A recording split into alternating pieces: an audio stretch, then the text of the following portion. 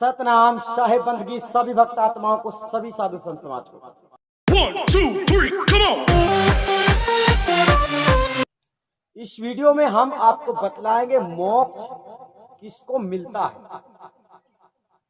जी हाँ, ये प्रश्न जिस जिज्ञासु का भी है, उस जिज्ञासु के अंदर बड़े उच्च विचार हैं। यानी अगर ये प्रश्न आपका है तो आपके भी विचार ऊंचे हैं। कहने का तात्पर्य यह है कि मोक्ष प्राप्ति के लिए सारा संसार भटक रहा है, अपने अपने माध्यम से अपने अपने तरीके को अपना रहा है। अर्थात जैसे जैसे धर्म गुरुओं ने मोक्ष का मार्ग दिया है, उसी प्रकार से लोगों ने उसी को सही मान के अपना कर्म करना शुरू कर दिया है। कर्म मतलब कर्तव्य। जैसे नियम कानून विधि विधान बतलाए गए हैं, जैसे अंतर मंत्र ध्यान योग साधना बताई गई है, इस प्रकार से लोग जो है, संसार के लोग जो मनुष्य तन को पाकर मोक्ष की कामना करते हैं, तो उन सबको ये जानना आवश्यक होता है कि मोक्ष होता किसका है। जी हाँ, ये सवाल जिसका भी है, मान लीजिए आपका भी ये सवाल है, आपने देखा और आप भी जानना चाहते हैं कि मोक्ष होता किसका है, तो वास्तव में आप लोगों के विचार बहुत ऊंचे हैं। परंतु अगर आपके कर्म भी ऊंचे हों तो डबल फायदा है, और केवल विचार ऊंचे हों और कर्म नीचे हों तो कोई फायदा नहीं। चलिए आपके सवाल का जवाब हम देना चाहते हैं। सबसे पहले सदगुरु कबीर साहब की इस वाणी को समझ लेते हैं। कबीर साहब की वाणी कहती है, अर्थात मोक्ष का मतलब तो सबसे पहले यह समझ लो कि आवागमन से मुक्त होना, यानी जन्म मृत्यु बंधन से मुक्त होना। आपको दोबारा किसी भी प्रकार का जन्म ना मिले। ऐसा मत सोचना जैसे संसार में अन्य योनियों में जीव प्राणी जन्म लेते हैं, इसी प्रकार से मनुष्य तन भी जन्म लेता है। ये भी आवागमन चक्र में फंसा हुआ होता है।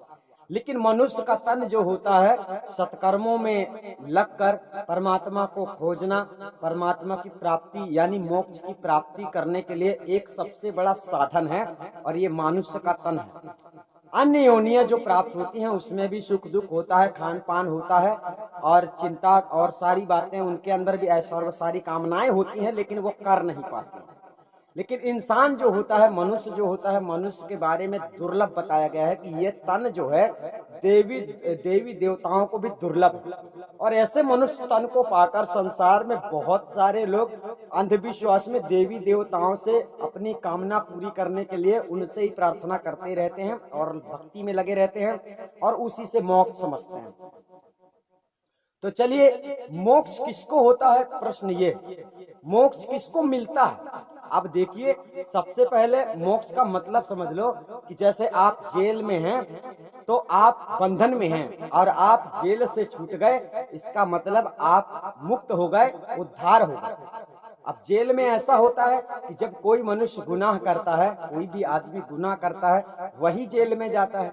तो आपको ये जो तन मिला हुआ है, जो पिंजड़ा मिला हुआ है, ये आपको सजा प्राप्त करने के लिए मिला हुआ है। आगे भी आपको जो तन मिलेगा, शरीर मिलेगा, यानी कहने का तात्पर्य है कि आप मोक्ष नहीं होगे, आवागमन से मुक्त नहीं होगे, सतगुरु की शरण में नहीं गए, जीवन का उद्देश्य नहीं समझा, तो इस प्रकार से धोखे में आपका जीवन जो है अंतिम चरण में पहुंचकर दूसरी योनि को प्राप्त करने के लिए कर्मों के अनुसार चला जाएगा। ठीक है, तो ये होना ही है। ऐसा कब होगा, जब आप अपने बारे में विचार नहीं करेंगे कि हम जगत में क्यों आए हैं, अर्थात कमाना, खाना, गाना, बजाना, हंसना, रोना, रुलाना, दुख सुख, शांति अशांति, हानि लाभ, जीवन मृत्यु का विचार करना और कर्म करना, ये अलग विचारधाराएं हैं। परंतु उस परमात्मा की खोज करना, उस परमात्मा के बारे में समझना और परमात्मा को जानना और मोक्ष प्राप्त करने की अपने अंदर कामना रखना, ये मनुष्य के अंदर बहुत बड़ी विवेक शक्ति की एक पहचान है। अब जिसके अंदर विवेक नहीं होता है तो वो उसके बारे में तो साहब ने कहा है कि कहते हैं कि खाया पिया अघाय के सोया पांव पसार, भौंदू हैं कछु जाने नहीं को हम को संसार।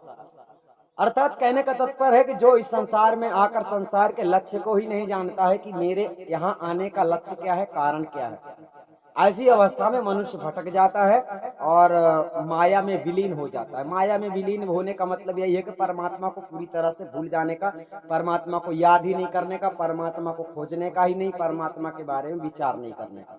तो साहब ने कहा है कि 4 पहर धंधे में बीते 4 पहर गए सोए, 1 पहर हरि नाम न लेना, मुक्ति कहाँ से हो।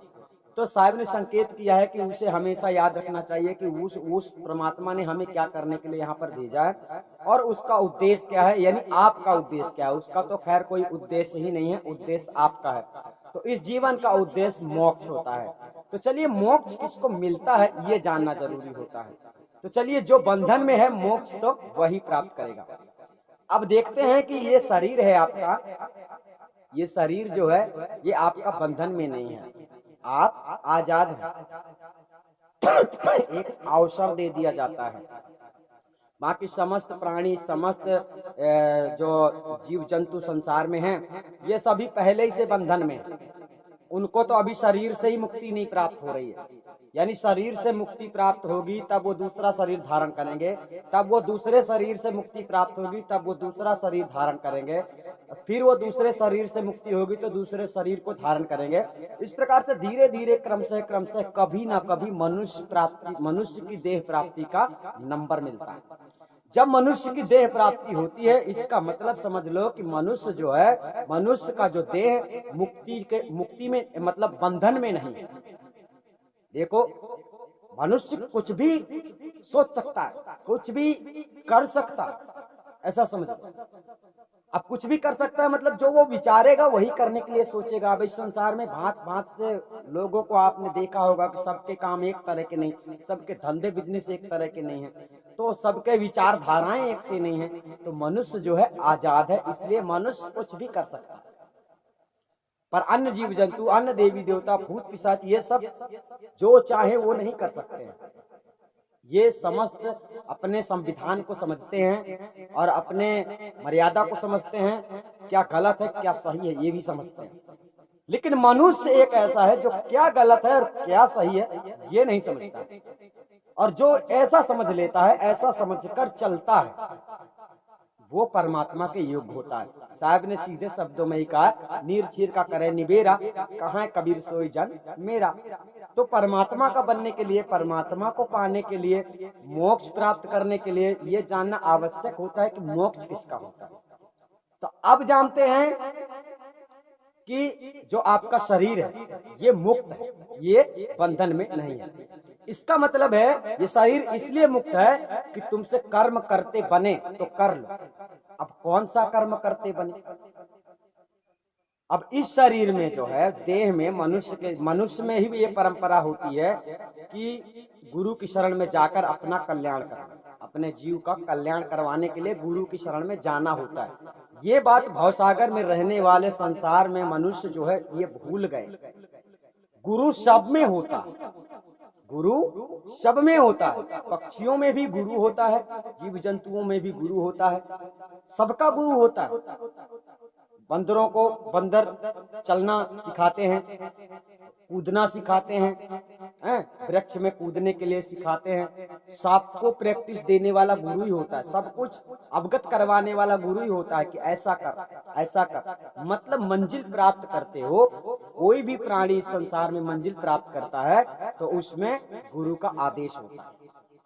लेकिन ये बात लोग समझ नहीं पाते। वो सोचते हैं हम होशियार हैं, हम होशियार हैं, ये हम अपने से ही कर रहे हैं, हम ही हैं जो करने वाले हैं। ऐसी विशेषता, ऐसे विचारधारा उसके अंदर आती हैं जो नास्तिक होते हैं, मतलब जो बना नहीं सकते हैं, कुछ बिगाड़ सकते हैं। इस संसार में आदमी आया है, आप कुछ भी नहीं बनाते हो, आप खाना भी खाते हो तो पहले उसको बिगाड़ते हो, अपना ही पेट भरते हो, परंतु आपने बनाना नहीं सीखा है। तो संसार जो है समझ नहीं पा रहा है कि हम कर क्या सकते हैं। तो आप लोगों को परमात्मा के विचारों को समझना चाहिए कि परमात्मा क्या चाहता है। तो मुक्ति की बात यहाँ पर चल रही है कि मुक्ति किसको मिलता है, मोक्ष किसको मिलता है। तो यहाँ पर हम एक वाणी लेते हैं साहिब की, फिर समझाते हैं। तुम्हें कहा है जियरा जाहूंगे हम जानी, जियरा जाहूंगे हम जानी। सदगुरु कह रहे हैं कि मैं जानता हूं कि जो आया है इस संसार में, उत्पन्न हुआ है, उसका विनाश भी होना है। ठीक है, जो उत्पन्न हुआ है उसका विनाश होना है। तो अब जो उत्पन्न हुआ है, जैसे 5 तत्व उत्पन्न हुए हैं, मिट्टी, अग्नि, वायु, जल, है ना, इस प्रकार से आकाश, तो ये सब क्या है? मिट्टी मिट्टी में, अग्नि अग्नि में, पवन पवन में। और इसी प्रकार से जो चेतन आत्मा होती है वो जाना चाहती है अपने तत्व में, लेकिन चेतन आत्मा की वजह से ही ये शरीर का महत्व है। चेतन आत्मा नहीं तो शरीर का महत्व नहीं। तो ये शरीर तो अपनी अपनी जगह में चला जाता है, अग्नि का तत्व अग्नि में, वायु का तत्व वायु में, मिट्टी का तत्व मिट्टी में, परंतु आत्म तत्व में नहीं जा पाता है। इसका कारण हम समझते हैं और बताएंगे आपको। जीरा जाहूंगे हम जानी, राज करनते राजा जई हैं, रूप करनते रानी, जोगी जई हैं, जंगम जई हैं, बड़े गुरु ज्ञानी। और जोगी जई हैं, जंगम जई हैं, बड़े गुरु ज्ञानी, चांदो जई हैं, सूर्यो जई हैं, पवन और पानी, कहाँ कबीर एक संत न जई हैं, जिनकी चित ठहरानी। इसके ऊपर की एक लाइन है, शंका मान जान जिय अपने, है यह वस्तु वीरानी। अब जब आपको डर लगता है, देखो इस शरीर में आप रहते हैं, इस शरीर में आप रहते हैं, यानी आपकी चेतन आत्मा, जो आत्मा ही है मेन, भी हम उसको विस्तार से समझाएंगे। आत्मा ही है इसमें मेन, जो फंसी हुई है, जिसको दुख है, जिसको तकलीफ है, जो कर्म भर में फंस गई है। ठीक है, तो इसे आजाद करवाना, इसे मुक्ति दिला पाना, यानी ये बड़ा दुर्लभ सा कार्य है, इतना आसान काम नहीं है। जिस प्रकार से संसार में लोगों ने सोच लिया है कि जंतर मंत्र पढ़ के और चतुराई होशियारी करके हम निकल जाएंगे, तुम्हें तो फंदा ही नहीं मालूम है। तुम जितना आगे जाते हो उतना आगे आप फंसते ही जाते हो। तो इसी हालत में आप जब बंधन को ही नहीं जानोगे तो तुम मोक्ष क्या होगा, तुम्हारा मोक्ष क्या होगा? तुम हो कौन जो मोक्ष प्राप्त करना चाहते हो? यही तो आपने जाना नहीं है कि मैं हूं कौन। जिस दिन आप जानोगे कि मैं ये हूं, मैं कौन हूं, जब तुम ये जानोगे तब ना तुम अपने आप को अपनी जगह ढूंढोगे। मिट्टी अपनी जगह ढूंढ लेती है, पवन अपनी जगह ढूंढ लेता है, पवन का समूह पवन के साथ में चलता है, जल अपना समूह ढूंढ लेता है, परंतु चेतन आत्मा जो है वो अपना समूह नहीं ढूंढ पाती है। क्यों? तो यही बात आपको समझ में आएगी। शंका मान जान जी अपने, है यह वस्तु वीरानी। वीरानी मतलब दूसरे का, अर्थात आपको दूसरे ने दिया, ये दूसरे का दिया हुआ। तो ये यहाँ पर संसार में जो मनुष्य का तन प्राप्त करके आता है, तो यहाँ पर साहिब के वाणी के अनुसार समझाया जा रहा है कि साहिब की वाणी कहती है कि जीती बाजी क्यों तुम्हारी, यह तेरो है अवसर भारी। अर्थात एक मौका नहीं दे दिया जाता है कि जा तुझे एक मौका देता हूं, कुछ अच्छा करके दिखा। जैसे एक खेल होता है, एक गेम होता है, और ये गेम ही हो रहा है इस संसार में, ये सब गेम ही खेल रहे हैं। और जो अपने जिंदगी की लड़ाई लड़ता है, अपने जिंदगी की लड़ाई, ये जिंदगी ही एक जंग है, और इस जंग को जो जीत लेता है वही मकसद में कामयाब हो जाता है। अब यहाँ लोग जिंदगी से जंग नहीं लड़ते हैं, दूसरों से जंग लड़ते हैं। देश विदेश के लोग मिलकर जंग लड़ते हैं, मैदानों में जंग लड़ते हैं। ये जंग आपने सुना नहीं होगा, साहब ने ही अपने वाणी में कहा, संतो घर में झगड़ा भारी। ये घर है तुम्हारा, इसी में झगड़ा चल रहा है। समस्त इंद्रियां तुम्हें अपनी अपनी ओर खींच रही हैं। कान में तुम जाकर बड़े प्यारे प्यारे सत्संग सुनना चाहते हो, कान से तुम सोचना चाहते हो, तुम सोचते हो कि मेरी मान बढ़ाई हो, मेरा सम्मान होना चाहिए। आंख से तुम सुंदर सुंदर चीजें देखना चाहते हो, अच्छे अच्छे लोग देखना चाहते हो, जो तुमने कल्पना भी नहीं की ऐसी चीजें तुम देखना चाहते हो। तभी तो दुनिया भर भटकते हो, जाने कितना धन दौलत भी खर्च हो जाता है, जिसका कोई सार नहीं निकलता है। देख लिया, देख लिया, ये लोगों की इच्छाएं हैं। तो घर में झगड़ा भारी, साहब ने बताया, संतो घर में झगड़ा भारी। पहले इस घर के झगड़े को शांत करो। जब इस घर के झगड़े को शांत करोगे तब तुम कामना मुक्त हो जाओगे। ये सरल नहीं है, कठिन है। कामनाओं से मुक्त, आपके अंदर कार्य करने वाली जो कामना होती है, उत्पन्न होती है, अब ये अपने से ही होती है। जब गुरु की शरण में जाओगे तो गुरु तो तुम्हें सेवा का आदेश करता है। तो जब गुरु के बताए मार्ग में जो भी करते हो ना, वो सब सेवा में आ जाता है, सब कुछ। और गुरु जो भी आपको बताएगा आपके भले के लिए बताएगा। परंतु ऐसा वही गुरु बता सकता है जो सच्चा सतगुरु है, जो आपका भला चाहता है। जिसने अपना ही भला नहीं किया, यानी अज्ञानी कोई अपने आप को गुरु बन के बैठ जाए तो उसका भला कहाँ हुआ है, तो वो तुम्हारा भला क्या करेगा। यहाँ समझिए, तो शंका मान जान जी अपने है वस्तु बिरानी, ये दूसरे की दी गई वस्तु है, इससे मोह ना रखो, इससे प्रेम ना रखो। हम इसको कहते हैं, मम्मी पापा भाई बहन को तो तुम छोड़ ही दो। ये सतगुरु के सिद्धांत का जो ज्ञान है इसी प्रकार कहता है। नर तूने झूठा जन्म गमाया, झूठे के संग झूठा आया, झूठे ते परिचाय। झूठे नर सब झूठे नारी, झूठे व्याहन आया। ऐसी वाणियां साहिब का संदेश, अर्थात वो एक कहना चाहते हैं कि इस झूठी दुनिया से मोह मत रखो, यहाँ कोई तुम्हारा नहीं है। तो संसार में रहने की एक परंपरा है जिसको समाज नीति कहा जाता है। तो उस समाज के अंदर भी साहिब का संदेश है कि संसार में आए के चलो जगत के रीत, हंस बोलो नम चलो जाओ जगत को जीत। तो इस प्रकार से संसार में सतगुरु कबीर साहब के सिद्धांत को समझकर चलने से अब लोग आप लोगों को कैसे कैसे कर्मों में लगा देते हैं, कैसा कैसा ज्ञान दे देते हैं कि आप लोग उनकी बातों को बड़े आराम से समझ लेते हैं, और जो साहब ने बताया है वो विचार आप कर ही नहीं पाते हैं। परंतु अगर आप ये चैनल देख रहे हैं और इस चैनल में आप सत्संग देखेंगे तो सारा आपको पता चल जाएगा कि साहब की भक्ति है कैसे। ये जैसे ध्यान लगाने की अंतर मंत्र दे दिया, जपते रहो कल्याण हो जाएगा, मतलब अंधविश्वास में आपको रखते हैं। तुम्हें पता ही नहीं है कि तुम कहाँ जाने वाले हो मरने के बाद। ये भी पता नहीं है कि मैं कौन हूँ, आज तक तुम्हें यही गुरु ने नहीं बताया है कि तुम कौन हो। तुम ओम हो, तुम सोहम हो, तुम कोई जाप करने वाली चीज हो। अपने आप को पता, अपने आत्म ज्ञान बिना नर भटके कोई मथुरा कोई काशी, तो तुम कौन हो। और तुम ढूंढने के लिए तुम किससे ढूंढने के लिए जाते हो, ध्यान करते हो। आप ध्यान में जब भी बैठते हैं तो आप ये समझो कि आप कुछ करना चाहते हो। क्या करना चाहते हो, किसका ध्यान करना चाहते हो। साहब ने कहा आत्म चीन परमात्म चीन संत कहा वैसो, यह भेद काया से न्यारा, बूझे बिरला को जाने बिरला को। तो जानते ही नहीं हो, जानोगे कब तक नहीं, जब तक सतगुरु की शरण आओगे नहीं। सतगुरु की शरण में कब तक नहीं आओगे, जब तक तुम सतगुरु को समझोगे नहीं, पहचानोगे नहीं। और जब तक पहचानोगे नहीं तब तक ठिकाना नहीं लगने वाला, भटकते रहो समस्त संसार में। बिन सतगुरु जीव की हानि, यानी जिसने सतगुरु को नहीं पहचाना। अब तुम ये नहीं पहचान पा रहे हो कि सतगुरु को हम कैसे माने और क्या है सतगुरु हमारे लिए, तुम ये नहीं पहचान पा रहे हो। इसलिए ना तुम्हारे अंदर सेवा है, ना तुम्हारे अंदर लगन है, और ना ही तुम्हारे अंदर उसे पाने की प्रेम है, पाने का प्रेम है। ये ऊपरी प्रेम तुम्हारा चल रहा, मतलब हो जाना चाहिए, हमारा मतलब निकल जाना चाहिए।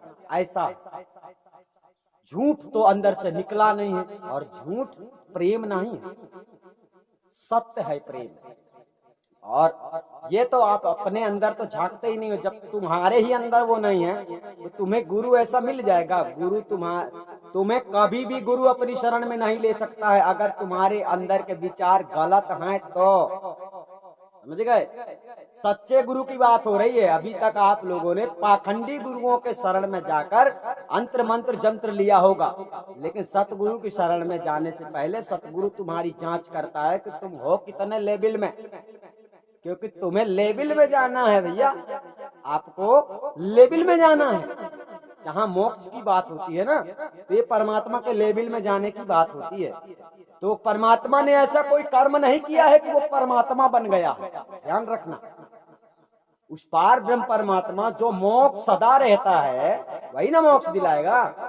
तो उसने ऐसा कोई कर्म नहीं किया, आपने ऐसा कर्म किया है कि 84 में फंस गए हो, और कर्म से फंसे हो तो कर्म से ही छूटोगे। ऐसा कर्म तो बताते नहीं। तुम किसी को जपते जपते थोड़ी यहाँ आ गए हो कि धरती का नाम तुमने लिया, धरती धरती धरती, तो तुम धरती में पहुंच गए हो। ऐसे ही तुम सतलोक सतलोक सतलोक सतलोक करोगे तो सतलोक पहुंच जाओगे। ये आप लोगों को आश्चर्य नहीं लगता है? जो लोग आपको अंतर मंत्र दे के सोचते हैं और तुम्हें कामना देते हैं, तुम्हें आसरा देते हैं कि तुम्हें मोक्ष मिल जाएगा, ये शब्द गुरु को तमाशा बना दिया है। जो भेदी गुरु होता है वो गुरु नहीं है, अलग से शब्द गुरु बताना शुरू कर दिया है। ऐसे ज्ञानियों की कमी है संसार में। जिन सतगुरु पहचाना नाही तिन्हीं तीनों लोग ठिकाना ना है। तो अब तुम समझ लो कि वो शब्द गुरु को पहचानना है कि ज्ञान देने वाले सतगुरु को पहचानना है, जो सतमार्ग में लगा देता है। शब्द गुरु बोलने नहीं आएगा तुमको बेटा कि दारू नहीं पीना होता है। शब्द गुरु तुम्हें नहीं बोलेगा कि तुम्हें क्या खाना है और क्या नहीं खाना, यही गुरु बताता है, यही सतगुरु होता है। और ऐसे ही सतगुरु को जो नहीं पहचानता है ना, उसका कल्याण नहीं होता। तो चलिए हम आगे की व्याख्या लेते हैं। शब्द साहब ने क्या बताया, मोक्ष किसको मिलता है, ये सवाल था, इसी का उत्तर दिया जाएगा। शंका मान जान जी अपने है वस्तु वीरानी, जो दूसरे की चीज है, अर्थात आप ये समझो कि ये दूसरे की दी गई अमानत है। और ये क्यों मिली है? आपकी कामना, आपके जीव के, आपके अंदर जो जीव है ना, जो 84 में भटकते भटकते इस मानुष तन को दुर्लभ एक मौका जो मिला है, जो मनुष्य का दुर्लभ तन होता है, जो शरीर होता है, एक प्राप्त होता है। तो एक इस अधूरे कार्य को पूरा करने के लिए जो तुम सोचते हो, देखो जब से संसार में आए हो तब से आज भी आपको दुख है, कल भी आपको दुख रहेगा। दुख तो समस्त योनियों में है, चाहे वो देवता ही क्यों ना हो। आप इतिहास उठाकर देख लें, दुख से कोई बचा नहीं। और दुख से बचाने वाला ऐसा ही कोई सतगुरु होता है, क्योंकि वो तुम्हें मुक्ति का भेद बतला देता है। मुक्ति का भेद मतलब परिचय, कि मुक्त तुम कौन हो, कैसे रहोगे, कैसे मुक्ति मिलेगी, ये सारा भेद। लोगों ने सुन लिया है कि सार शब्द से मुक्ति मिलती है, तो चले ढूंढने सार शब्द। सार शब्द के हाथ पैर है कि वो तुमको शैतान से बचा लेगा, काल निरंजन से बचा लेगा। हमको सार शब्द ज्ञात है, हम सार शब्द परमात्मा के ज्ञाता हैं, तो क्या हम यहाँ कुछ भी कर सकते हैं? हमारे भी कुछ नियम है, हमारे भी कुछ धर्म है, हमारे भी कुछ असूल है, जिनके हम पक्के हैं, मजबूत हैं। मतलब सत्य नहीं डिगना चाहिए, चाहे गला कट जाए। ये तो वैसे ही दूसरे का है, हमने आपको पहले बता दिया कि ये वैसे भी दूसरे का है। तो तुम इसके लिए जी रहे हो, इसके लिए या फिर उसके लिए जो तुम्हारा अपना है। और तुम्हारा अपना कौन है? महाचेतन सत्य पुरुष परमात्मा है। और उसी के तुम एक तिनके हो, तुम एक तिनके हो। और ये तिनका उस परमात्मा सत्ता में समावेश होना चाहता है। अभी संसार में लोग ऐसे ऐसे मोक्ष की प्रक्रिया बतलाते हैं कि तुम बैकुंठ जाओगे। जो जाएगा, अब सोचो बैकुंठ तुम किस रूप में जाओगे? बैकुंठ में क्या है? बैकुंठ में विष्णु है। अब लोग कहते हैं विष्णु के पास जाओगे तुम्हें मोक्ष मिल गया। मोक्ष के बारे में जानते ही नहीं, मोक्ष किसको मिलता है यही नहीं समझने वाले ऐसी बातों में फंस जाते हैं। तो आप फंसोगे नहीं, आज हम आपको आजाद करें। बैकुंठ में भेजकर जो लोग मोक्ष की कामना देते हैं आप लोगों को, बैकुंठ में रहने वाला ही मुक्त नहीं है, वो उसे भी आना पड़ता है। यहाँ इतिहास उठाकर देख लेना कि रामचंद्र किसके अवतार है, कृष्ण किसके अवतार। जहाँ रहने वाला ही मुक्त नहीं है, तुम मुक्त रहोगे, तुम मुक्त हो जाओगे, ये बात झूठी होती है, साबित या सही जरा विचार करना। तो सतगुरु कबीर साहब ने क्या बताया है कि आपकी जो चेतन, हाँ आगे वाणी को सुनिए, कहाँ कबीर एक संत न जई है जिनकी चित्त ठहराने। अब संतों की परिभाषा समझ लो कि संत होते कौन। कहाँ कबीर एक संत न जई। तो संत कौन होता है? जिसने सत्य का सम्मान किया, जिसने सत्य को धारण कर लिया। सत्य का श्रृंगार करो ना, झूठ का नहीं, सत्य पे सवार हो जाओ। और ये आसान नहीं है, दुर्लभ है। और ये सब आप लोग माया के लिए करते हो। झूठ नहीं छूट रहा है, झूठ का त्याग नहीं कर सकते हो, ये सब तुम माया के लिए करते हो। परमात्मा के लिए तो तुमने अपने अंदर सत्य को भी धारण नहीं किया है। तो किया क्या है? और मुक्ति चाहिए, कैसे मिलेगी? कहाँ कबीर एक संत न जई है जिनकी चित्त ठहराने। अब क्या समझ गए? चित्त। जब मनुष्य इस संसार से जाता है, मतलब मनुष्य का जीव। अब यहाँ पर समझना, थोड़ी गहराई से हम आपको चलते हैं। आप ऐसा बिल्कुल भी ना समझे कि यहाँ का कानून जो है वही धरती में लागू है। उसके यहीं पर उसका नियम चलता है, उसका कानून चलता है। किसका? जिसने संसार को बनाया है। इस संसार का कोई भी वैज्ञानिक और कोई भी मतलब ज्योतिष जो बहुत भविष्यवाणियों की बात किया करते हैं, उसके कार्यों को नहीं रोक सकता है। वो अपने ही मर्जी से कार्य करता है। लोग केवल आपको न्यूज में बता देते हैं आज ज्यादा वर्षा होने वाली है, आज हवा चलने वाली है, अब तूफान आने वाला है। ये केवल पताया लगाते हैं। कर्ता कौन है? जो सृष्टि को चला रहा है। तो उसका स्वयं का एक संविधान है। उसके बारे में साहब ने कहा, यहाँ तुझे मालूम नहीं है, यहाँ तो मनुष्य अंधा होकर बोल रहा है मैं ही सब, लेकिन यहाँ तुम्हें मालूम नहीं है। साहब कहते यहाँ तुझे मालूम नहीं है, वहां तो लेखा देना। जिस मालिक ने पैदा की ना, उस मालिक से डरना। तो उस मालिक का तो तुम्हें ख्याल ही नहीं है। उसी के लड़के बच्चों को लूटते हो। जिसे तुम लूटते हो, जिसके साथ गलत करते हो, वो कौन था? वो आपका अपना ही था। तो गलत करने वाले का परिणाम गलत ही होता है। और गलत करने वाले लोग भी मोक्ष की कामना करते हैं। गलत करने वाले कहाँ जा रहे हैं? आप देखो, न्यूज नहीं देखते हो? आपको समाचार देखने को नहीं मिलता है गलत करने वालों के साथ क्या हो रहा है? यहाँ दिखाई नहीं पड़ रहा है। और लोगों की बातों में जो लोग केवल भाषण करना जानते हैं, विचार नहीं है अंदर की हम हकीकत क्या है। विचार रूपी आंखें तो उनके फूट गई हैं। इसलिए आप लोगों की तो नहीं फूटी हैं। आप लोग तो देख रहे हो कि मुझे कहाँ ले जा रहा है। तो अगर आप ये सत्संग देख रहे हो तो आपकी आंखें खुल जाएंगी। क्यों? क्योंकि आप लोगों को सही तरह से समझाया नहीं गया कि मोक्ष मिलता किसको। तो जो चित्त होता है ना, अब चित्त क्या है?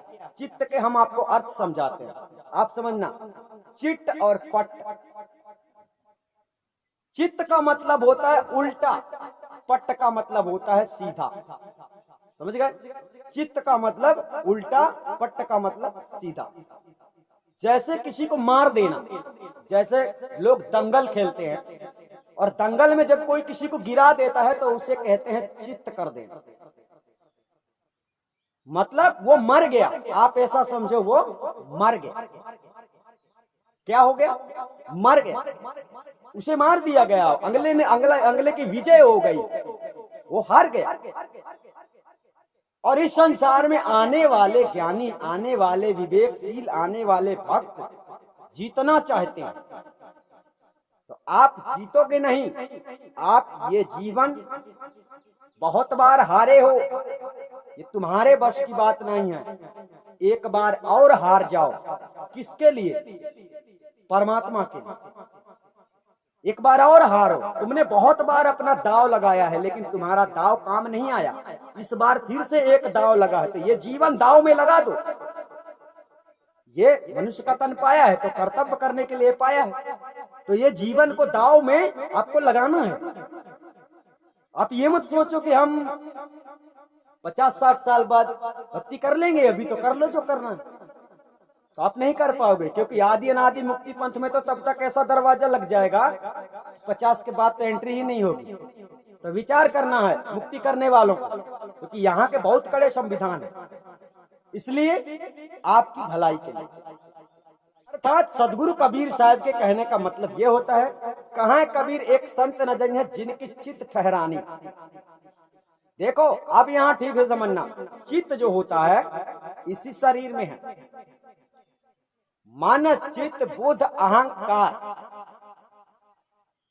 चित्त होता है स्थाई, चित्त होता है स्थाई, और अहंकार होता है जो फैल जाता है, जो अनायास काम करता है, विपरीत काम करता है।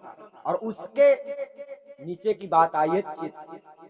उसके पहले तुम संभल जाओ। अब आपकी चित्त किसी के ऊपर लग गई ना, मतलब आपने किसी के शब्दों को सुन लिया, किसी ने आपको गाली दिया, आपकी चित्त अगर वहां ठहर गई तो अहंकार पैदा हो जाएगा। और आप अगर उस बात को ध्यान नहीं देंगे, आपका चित्त अगर वहां ठहरा नहीं, आपने उसकी बात को ध्यान नहीं दिया, तो वहीं से विवाद खत्म हो जाएगा। आपके बाद आपके अंदर अहंकार पैदा नहीं होगा। मन चित्त बुद्ध अहंकार। तो चित्त रूपी जब इस संसार से जीव आत्मा जाती है, तो हम आपको बतला रहे हैं, यहाँ से जब जीव आत्मा जाती है तो कौन सी जीव आत्मा जाती है? इसी शरीर का सूक्ष्म शरीर यमराज निरंजन के दरबार में पेश किया जाता है। कौन ले जाता है? ये प्रक्रिया उसकी है, यमदूत ले जाते हैं।